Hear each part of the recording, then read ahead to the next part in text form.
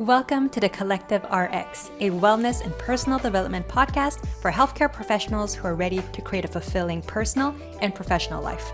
I'm your host, Julie Doan, pharmacist and certified life coach. Hey there, welcome back to the Collective RX podcast.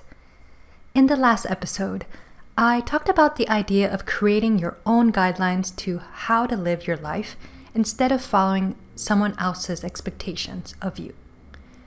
In this episode, I want to share a few practical ways to do this by guiding you through two exercises I like to do with my clients. The first one is identifying your core values, and the second one is taking an honest inventory of your life. I know it's only episode 4 and I'm asking you to do some heavy lifting here, but don't worry, I'll break it down for you into digestible bites. So if we begin with your core values, one way I like to think about them is that they are like your North Star. They act as your compass and help you determine what you want and don't want in your life. When your relationships, your career, and the way you spend your time on a daily basis reflects these values, it's likely that your personal and professional life will feel meaningful. And your core values help you design what a fulfilling life looks like to you. For example, my core values are impact, freedom, expansion, health, and deep connection. If I look at my business, I feel most fulfilled when I can see the impact I'm making on people's lives, build trusting relationships with my clients, and where I'm free to make my own schedule, be location independent, and free to express myself and make my own decisions. I also need to feel like I'm evolving in my learning and the role that I carry.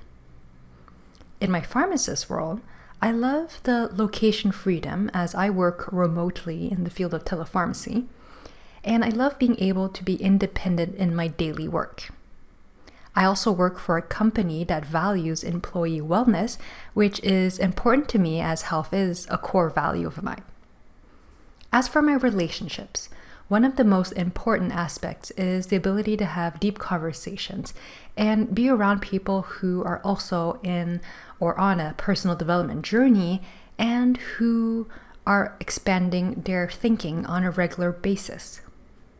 Now, when I have big decisions to make in my personal and professional life, I turn towards my core values and use them as a filter to see if something is aligned or not. Also, when I feel dissatisfaction, overwhelm, or high levels of stress, I like to take a step back and ask myself, where am I not honoring my core values in this situation? For example, I recall being in my project management position back when I was working in person at a hospital. While the first year was exciting and expansive, the inability to make my own decisions and move forward due to politics and too many procedures and stakeholders made me extremely frustrated. It also felt like doing the same work over and over again after we implemented the project on a few units. And considering that my values are freedom and expansion, it's no wonder I felt stifled and stressed in this role. On a related note, it's interesting for me to recall how my life was before adopting what one might call a value-based life. I had a quote-unquote good life by many people's standards, but I also recall feeling unsatisfied with my relationships and a bit empty in my career at the time. I often felt like I was chasing the next thing to make me feel excited or whole, whether that was a vacation or a new pair of shoes. And while today I still experience quote-unquote negative emotions and have my lows, I feel so much more satisfied. There's a sense of inner peace that wasn't there before, and I know without a doubt that living in accordance to my core values contributes to this. Matthias J. Barker, who is a psychotherapist, makes the analogy of core values being the ingredients to creating a meaningful life. And if we elaborate on that comparison, if your life was like a wonderful feast, what ingredients would you want to include to make it memorable? So If you're ready to clarify what your core values are, I have an exercise to guide you through. In the downloadable PDF that you can find in the show notes, there is a non-exhaustive list of common values. And what I invite you to do is to take 5 to 10 minutes to circle the ones that stand out for you and that resonate the most with you. I really encourage you to not overthink it or second guess yourself, just go with your initial answer. After you've completed the exercise, you'll likely notice that several values are part of a broader theme. For example, if you circled love, intimacy, relationship, connection, trust, perhaps the value that links them all together for you is connection. If you circled expansion, growth, learning, advancement, maybe the common link is growth. And you might have guessed it by now, but another way to look at the idea of broader themes or common link is to name them core values. So with your list, I invite you to choose 4 to 6 core values that stand out for you from the list of values you initially circled. Again, don't overthink it. You're not stuck with this list for life. You can change it at any time. But allow yourself to make a draft and to test it out by examining your life through the lens of your chosen core values for the next few weeks and making small adjustments to align your decisions with them. And if you need to, pause this episode and go do the exercise. Or you can also wait until the end of the episode to do it. So once you've completed the exercise, the second part that I want to propose to you is the wheel of life. The wheel of life is basically a circle that is split like a pie into different categories of your life. For example, there's career, friendship, family, romance, etc. The goal of this exercise is to rate your level of satisfaction for each category on a scale of 1 to 10, 10 being fully satisfied, and 1 being the lowest rate of satisfaction. What I invite you to do is to go with the first answer that comes to mind. For example, if your rating for romance is 6 on 10, answer 6 on 10. Don't try to justify and tell yourself you should be grateful for your partner and answer 8 on 10, right? Go with the first answer. There's a reason that you answered 6 on 10. On the other hand, if you feel called to answer 10 on 10, go with that, right? There's no right or wrong answer, but go with your first one. Now, I know some people are going to find this exercise difficult, as it does require you to take an honest look at your life and admit that there's some areas that require improvement. To be clear, it's not about trying to find out what's wrong with your life. And as healthcare professionals, we like to see situations as, good or bad, right or wrong, and to fix problems, right? So either someone is healthy or sick, and if they're sick, we treat. But your life isn't something you need to fix. And yours definitely not something that you need to fix because you're not broken, all right? However, you get to redefine aspects of your life to optimize and improve. And in order to do this, you need to be honest with yourself about where you are right now. You need to collect data, just as you would when you measure a patient's vital sign, in order to make an assessment of the situation. And if you're resisting this exercise, know that it's a normal reaction. And at the same time, you can only begin to make changes and choose differently once you've acknowledged that you want more. So if you're ready, go ahead and do this exercise by clicking on the link in the show notes to download the workbook.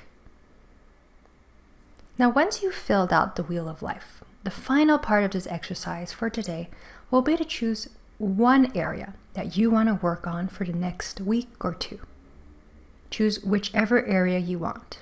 Some people feel it's easier to work on an area where satisfaction is already high, and others might choose one that has a moderate score. Now, once you've chosen the area of life to focus on, I invite you to picture what a 10 on 10 in that category looks like for you. And seriously, screw being realistic. If you could wave a magic wand and have everything you desire in that area of life, what would that look like?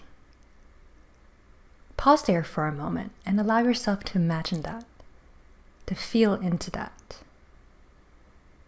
And once you have a clearer picture of what that could look like and feel like, I want you to now picture what your life would look like in that area if you were to increase the score by just 1 point, to get closer to that 10 on 10 vision of yours. For example, if you answered 6 on 10, what would it look like to be a 7 on 10? What would one or two things that you could add, modify, or remove in order for you to be able to increase the score by 1 point? Now, the goal of this is to take one step forward, creating more satisfaction in the area. And just to give you a little hint to what could make that area of your life more satisfying is to see how you can include one or two of your core values in your day-to-day when it comes to that area of life. For example, if for you wanted to focus on improving your satisfaction in your career, and one of your core values is, for example, connection, perhaps finding ways to deepen your relationship or strengthen your relationship with your colleagues could be an idea. Perhaps it's going, catching a drink or coffee with a few colleagues to just, get to know them better. Or perhaps it's doing team building activities. If it was the areas of passion and creativity that you wanted to further improve, perhaps an idea would be in the evening, instead of scrolling through social media, you would take 20 to 30 minutes to either draw, paint, or do whatever medium of art that speaks to you in order for you to be able to express yourself. And while I did say to not care about being realistic when building your vision, as that will only keep you in your comfort zone instead of dreaming big, you do want to be realistic in the small but concrete steps you take towards your vision and your big goals. There's no need to make big changes like quitting your job tomorrow unless you truly feel that that's what you want to do, right? But if not, big changes aren't required for you to have a more fulfilling life. The small shifts can also be just as impactful on the long run. Now, to share an example of my own life, there was a time in my 20s that I desired to have deeper conversations and friendships. I was tired of the small talk and gossip, and I was especially tired of talking about work or patient cases with my crowd of friends who were mostly healthcare professionals. I wanted to talk about personal development, spirituality, and going after big goals. However, I didn't feel like the people in my life shared those interests with me at the time. And I also didn't feel like I could be fully authentic with them either, because there was a part of me that I couldn't share with them, right? And it's not because these people were bad people. It's just that, we just didn't meet each other on that same wavelength. So as I shared previously, deep connection is a core value of mine, and I really felt like this was lacking in my relationships. So I stepped outside of my social circle and searched for people who I could have these conversations with. And during that year, I had joined book clubs that focused on personal development. I went to yoga classes as a way to connect with my spirituality. I went to events around women empowerment. And when I didn't become friends with everyone I met, I was able to meet a few whom I really did share a deep friendship with, and I still do until this day. And my circle of friends that I have today is very different than the one I had back in my 20s, and my level of satisfaction in that area of life is just so much higher. So now coming back to you, decide which one of your core values you'd like to include more of in your chosen area of life, and decide on one or two ways that you can express this core value on a regular basis. Practice it for a few weeks and notice how your life slowly but steadily changes. All right, my friend, that is it for today. My hope is that this episode and exercises that I propose help add a sense of meaning and fulfillment to your days. If you haven't yet downloaded these exercises or the workbook, you can find the link in the show notes below. As always, I would love to read your comments, so you can send them over to me on Instagram at Julie Doan Health or The Collective RX. You can also find me on LinkedIn, and whatever way you decide to communicate with me, just note that I appreciate receiving your messages, and I will definitely take the time to respond to you. So with that said, thank you for listening, and I'll speak to you soon.